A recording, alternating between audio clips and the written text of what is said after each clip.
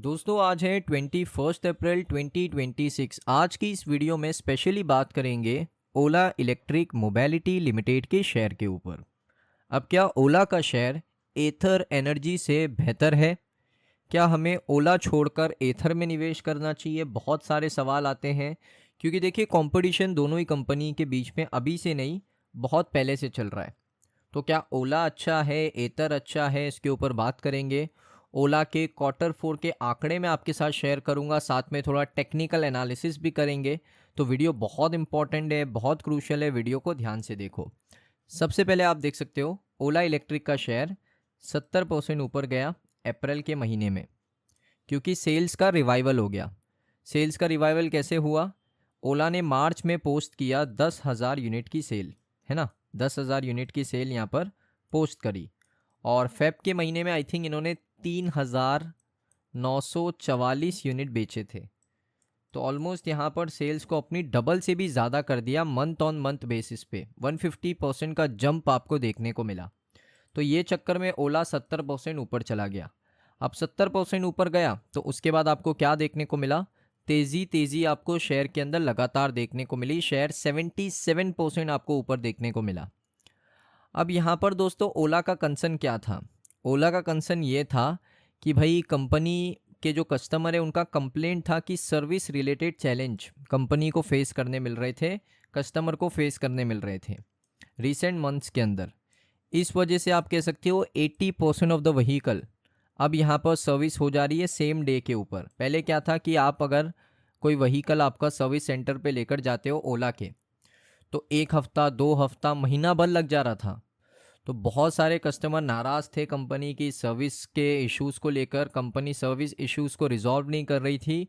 Company अपनी stores बढ़ा रही थी, मैं आपको आगे डेटा बताऊंगा। कंपनी अपनी स्टोर्स को बढ़ा रही थी। कंपनी मेर कोर के ऊपर फोकस नहीं कर रही थी। कंपनी स्टोर बढ़ा रही थी, कंपनी इनोवेशन कर रही थी, लेकिन मेन प्रॉब्लम कहाँ थी? मेन प्रॉब्लम थी service related challenges, build quality के ऊपर, और साथ में जो स्पेयर पार्ट्स होते हैं उनकी अवेलेबिलिटी के ऊपर। तो ये सारी प्रॉब्लम थी। लेकिन ये प्रॉब्लम को छोड़ के कंपनी क्या कर रही थी? नए स्टोर बना रही थी, कंपनी नई बैटरी बना रही थी, कंपनी नई गीगा फैक्ट्री बना रही थी। तो आपकी जो कोर प्रॉब्लम्स थी, जो आपका कंज्यूमर फेस कर रहा है, अगर आप कंज्यूमर की नहीं सुनोगे, कंज्यूमर आपको छोड़ के चला जाएगा। उसके बाद बहुत ऑप्शन है इंडिया के अंदर। अगर कोई एक प्रोडक्ट मैं लेने जा रहा हूँ तो मुझे 15-20 ऑप्शन मिलते ही मिलते हैं, मिनिमम कह रहा हूँ। तो कस्टमर के पास बहुत ऑप्शन है। तो आज की डेट ऐसी हो चुकी है कि अगर आपने कस्टमर को सर्विस नहीं प्रोवाइड करी, बेटर सर्विस, तो कस्टमर चला जाएगा, चाहे वो कितना भी लॉयल कस्टमर हो आपका। तो ओला ने इस चीज़ को समझा।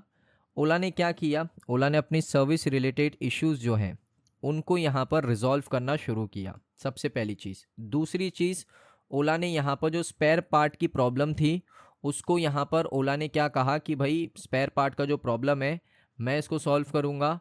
अब आपको आसानी से कंपनी के जो स्पेयर पार्ट्स है व्हीकल के वो मिल जाएंगे, उसका प्रॉब्लम सॉल्व किया। सिंगल डे के अंदर आपको डिलीवरी मिलेगा सर्विस करके, उसका प्रॉब्लम सॉल्व कर दिया।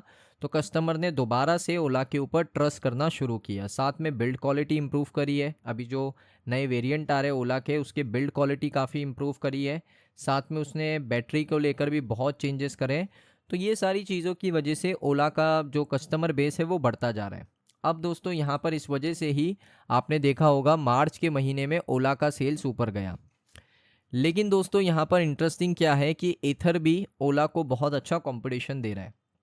अगर आप देखोगे, एनालिस्ट ने एथर को यहाँ पर ज़्यादा कंप्लाइंग बेट माना है, क्योंकि एग्जीक्यूशन अच्छा है। ओला ने 1 महीने में करके दिखाया मार्च में, लेकिन क्या अप्रैल में करके दिखा सकता है ओला? कंसिस्टेंसी एथर के साथ है, एग्जीक्यूशन एथर के साथ है।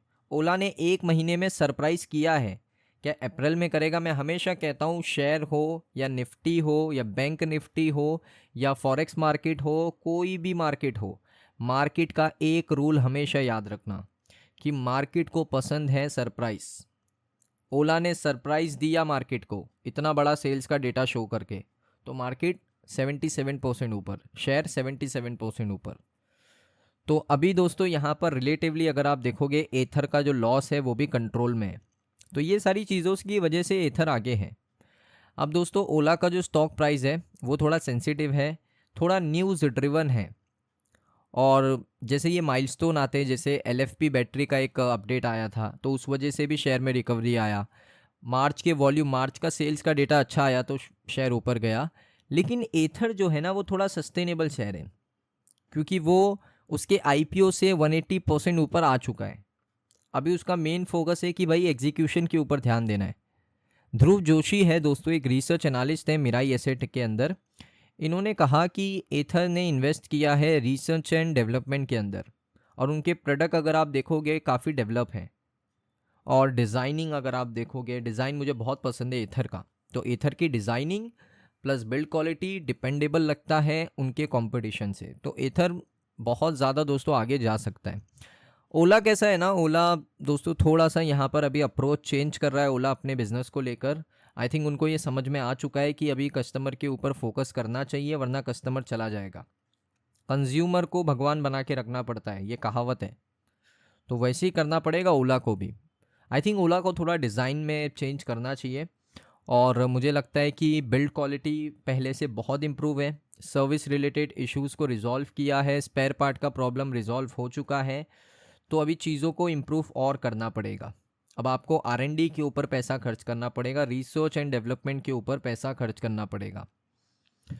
तो अभी दोस्तों ओला थोड़ी ट्रैक पे वापस आ रहा है, बट देखते हैं आगे चल के क्या होता है। लेकिन अभी अगर आप देखोगे ना, एथर बहुत आगे है ओला से, चाहे वो प्रॉफिटेबिलिटी हो, चाहे वो दोस्तों यहाँ पर आप कह सकते हो सस्टेनेबिलिटी हो, कंसिस्टेंसी हो, सारे मामलों में एथर थोड़ा आगे है ओला से। ओला का दोस्तों ये Q4 का डेटा है 2026 का, ये देखिए मार्च 2026 का। ये डेटा क्या कह रहा है, ये डेटा ये कह रहा है कि कंपनी ने क्या किया है, अपने स्टोर्स को कम किया है। 315, 870, 4436, यही टाइम पर क्या था, अगर कंपनी करती अपने चीज़ों को इम्प्रूव। कंपनी क्या कर रही, स्टोर बनाओ स्टोर बनाओ स्टोर बनाओ, फ़ायदा नहीं होगा उससे। आपकी सर्विस रिलेटेड इश्यूज़ हैं, स्पेयर पार्ट की अवेलेबिलिटी नहीं है, कस्टमर परेशान है, डबल पैसे देने के लिए तैयार थे कस्टमर, स्पेयर पार्ट ही नहीं है। उसको अभी ओला ने रिजॉल्व किया। लेकिन उस समय पे अगर ये स्टोर बनाने की जगह ये सारा जो पैसा लगा है वो अगर अपने कंज्यूमर जो प्रॉब्लम फेस कर रहा है उसको रिजॉल्व करने में ओला लगाता ना, तो मैं आपको लिख कर देता आज ओला इलेक्ट्रिक एथर से आगे होता। लेकिन ऐसा नहीं है। लेकिन कंपनी ने बहुत ही जल्दी अपनी गलती को एक्सेप्ट किया और उसको ठीक किया। देखिए स्टोर को कम कर दिया, 700 पर आ गए। मुझे लगता है और भी कम करना चाहिए। आई थिंक 500 एक ऐसा रेंज है जो ठीक है, लेकिन 700 भी थोड़ा ज़्यादा ही लगता है। हाँ, अब गीगा फैक्ट्री की अगर मैं बात करूँ, देखिए गीगा फैक्ट्री 1.40 से 6 पे आ चुकी है। पेटेंट इनको ज़्यादा मिलते हैं, 102 था पहले, अब 222 हो चुका है। तो ये सारी चीज़ें हैं। तो Q4 का जो ये आंकड़े हैं इसमें तो इम्प्रूवमेंट लग रहा है। उसके बाद अगर मैं थोड़ा टेक्निकली बात करूँ, देखिए जब इतना बड़ा स्ट्रॉन्ग रैली आता है ना, तो थोड़ा पुल बैक आएगा। जिसने यहाँ पर बाई किया है, एक सेकेंड, जिसने इधर बाई किया है, जिसने यहाँ पर बाई किया है, वो यहाँ पर बेचेंगे। और जब वो यहाँ पर बेचेंगे ना तो एक करेक्शन आएगा। और मुझे लगता है इसके नीचे भी निकले ना तो बिल्कुल पैनिक नहीं होना चाहिए, क्योंकि यहाँ पर ये थोड़ा नीचे आकर आई थिंक यहाँ तक एक FVG भी क्रिएट हो सकता है ना। यहाँ पर एक फेयर वैल्यू गैप, एक कैंडल, दो कैंडल, तीन कैंडल, FVG बना ही देता हूँ। यहाँ पर आप कह सकते हो कि फेयर वैल्यू गैप कुछ इस प्रकार से है, यहाँ से यहाँ तक। ये होगा दोस्तों प्रीमियम जोन, ये होगा डिस्काउंट। अगर प्राइस यहाँ पर आकर टच करके ऊपर जाता है तो एक प्रॉपर FVG को इसने क्या किया, रिस्पेक्ट किया, प्रीमियम से ही ऊपर चला गया। और इसमें दोस्तों Q4 का नंबर है, अप्रैल का सेल्स का डेटा है, वो भी बहुत ज़्यादा, क्योंकि ये न्यूज़ ड्रिवन शेयर है। हमेशा याद रखना, ओला एक न्यूज़ ड्रिवन शेयर है। और अगर थोड़ा डिस्काउंट पे आता है तो मौका देगा यहाँ से दोबारा एंट्री करने का, और यहाँ से यहाँ निकल सकता है। तो देखते हैं इन फ्यूचर क्या परफॉर्म करता है। अभी तो 2 आंकड़े आना बाकी है, उसके बाद ही कुछ हमें डिसीजन ले सकते हैं। सो दोस्तों ये वीडियो आपको कैसा लगा कमेंट सेक्शन में बताइए। अगर आपको वीडियो अच्छा लगा वीडियो को लाइक करें। मिलता हूँ नेक्स्ट वीडियो पे।